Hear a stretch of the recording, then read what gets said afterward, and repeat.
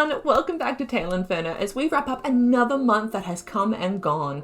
November felt like it was here one minute and then gone the next, so let's wrap up what's happened on TaleInferno and what you can expect as we head into December. Just a disclaimer before we get into the video too far, this gal has got a bit of a cold and ain't feeling too good, so apologies if the voice sounds kind of nasally or if you hear some really sick sniffles throughout this whole video. Anyway, with that being said, onto the wrap up.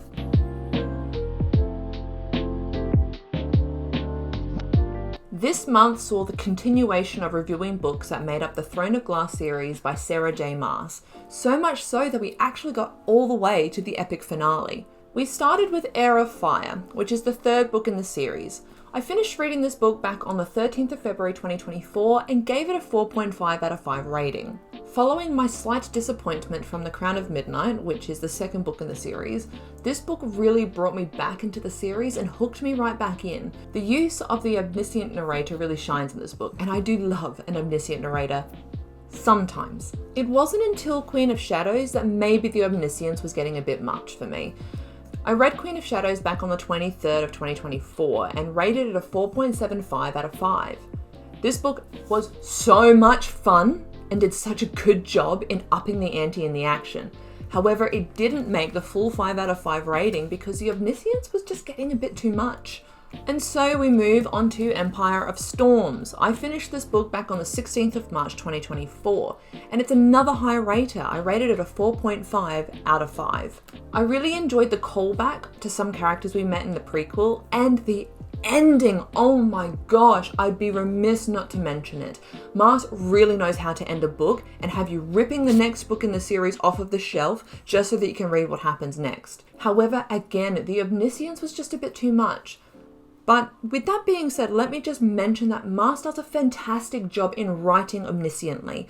I just think there needs to be a really clear line in the sand of how many characters we switch between. We then got to The Tower of Dawn. This book took me well over a month to read, finishing it on the 24th of April 2024.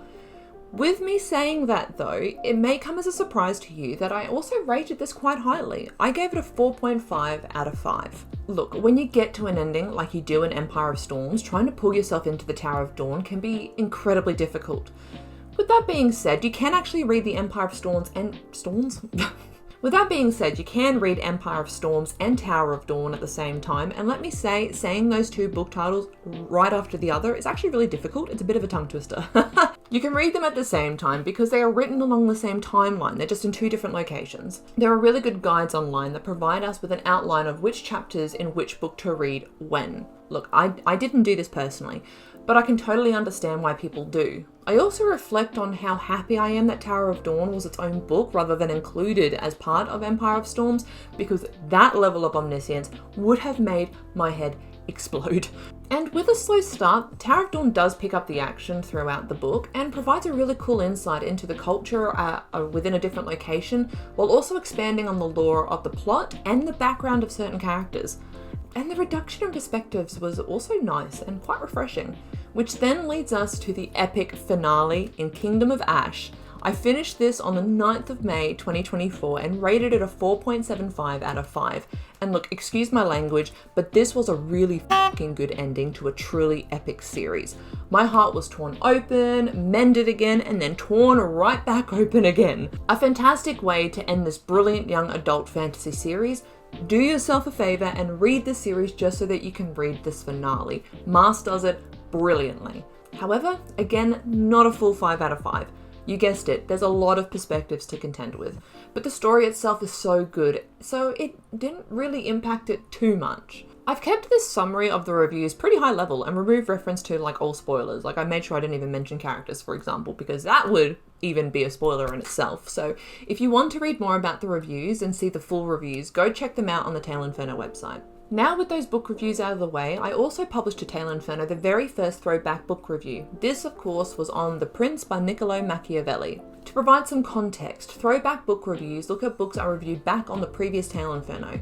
These are books I'm most likely not going to go back to and read again, or if I do, it won't be for many years to come. I read The Prince by Niccolo Machiavelli back in 2017 as part of a university subject.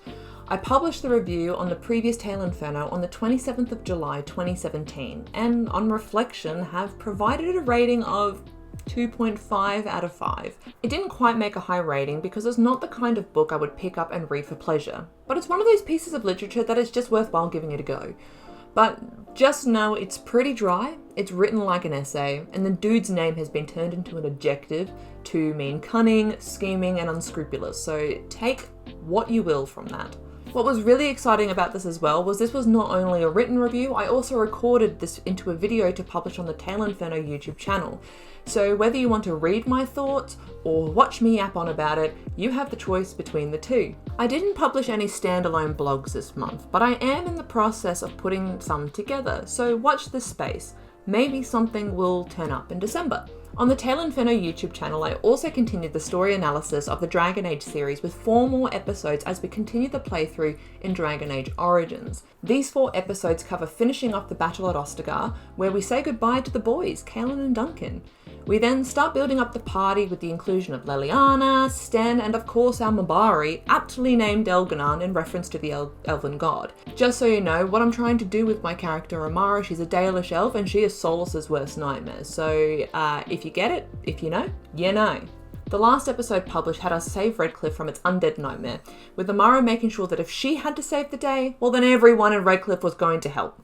Or else. It's been an awesome journey so far, and I've been really happy with the engagement and connections I've made with people who are also super interested in the Dragon Age series and analysing the story from the beginning all the way to the Veilguard. So if you're interested to keep up to date with this, be sure to subscribe to the TaleInferno YouTube channel to never miss a beat.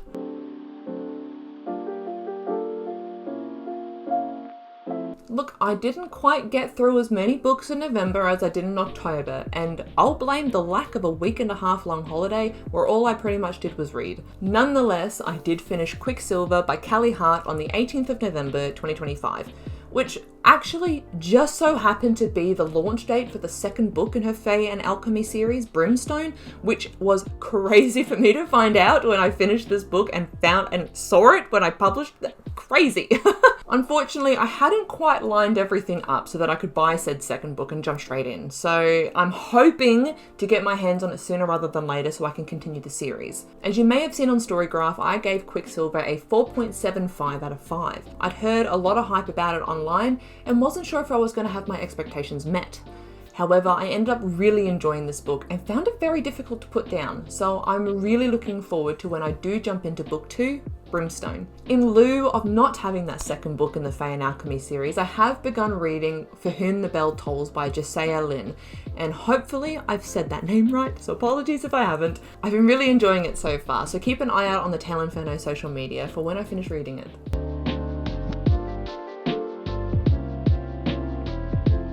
I wanted to mention before I get into what's coming up in December the bunch of books that I bought earlier this month. See, I attended Supernova in Adelaide early November and met a bunch of really cool authors, and through meeting them bought their books, all of which I'm really excited to read.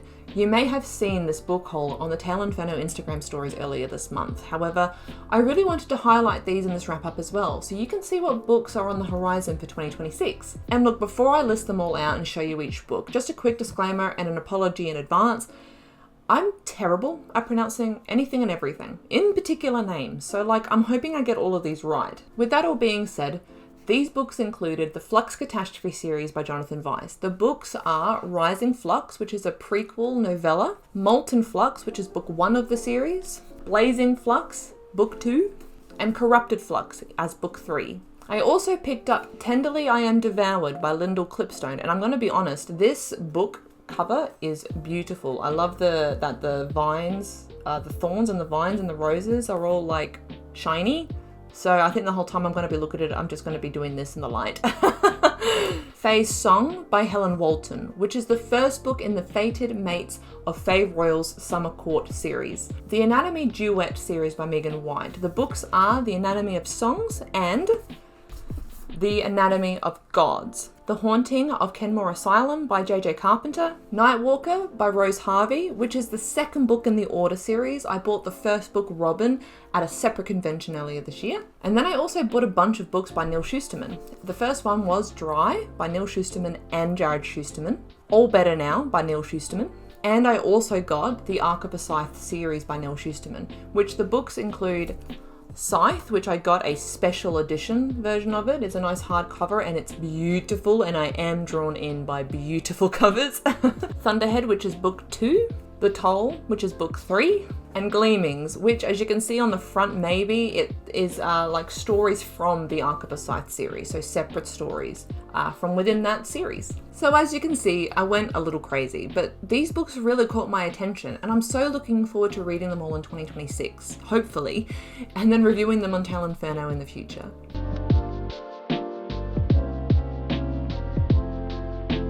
As we head into the festive period, I foresee a potentially slower month of content based on the events that I have outside of work. So please keep that in mind if you feel like things are seeming a little quiet on my end. Nonetheless, what will be coming up in December will be the series wrap-up of the Throne of Glass series by Sarah J. Maas. This will look at the series overall now that I've finished reviewing each book individually. And I plan on this to come out as both a written review as well as in video, so keep an eye out for that. Moving forward, I am planning on having standalone books reviewed both written and in video form, but when it comes to series, I'll just review them written individually and then reserve the video for the series wrap-up. But I might also not, who knows? I might change my mind. You'll just have to wait and see.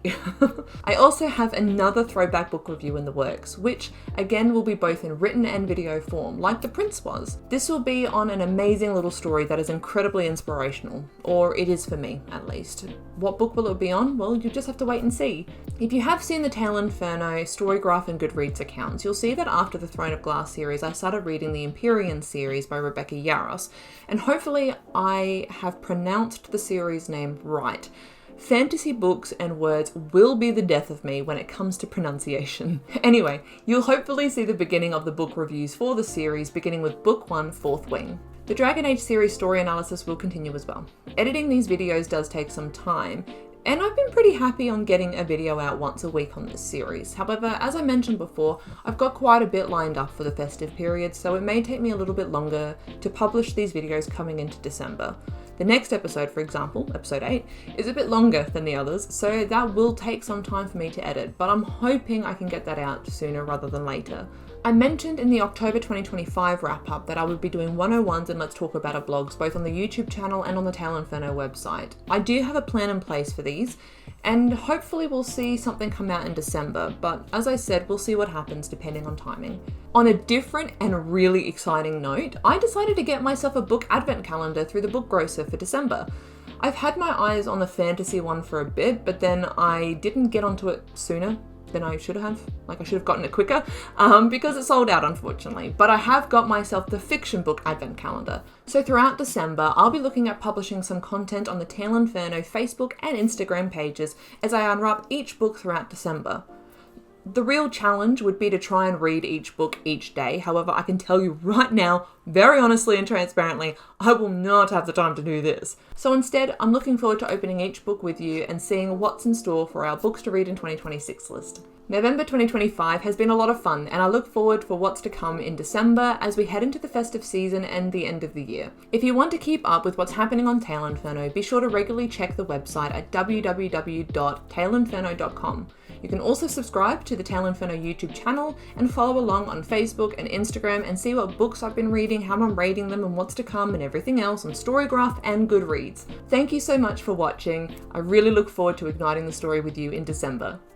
Bye!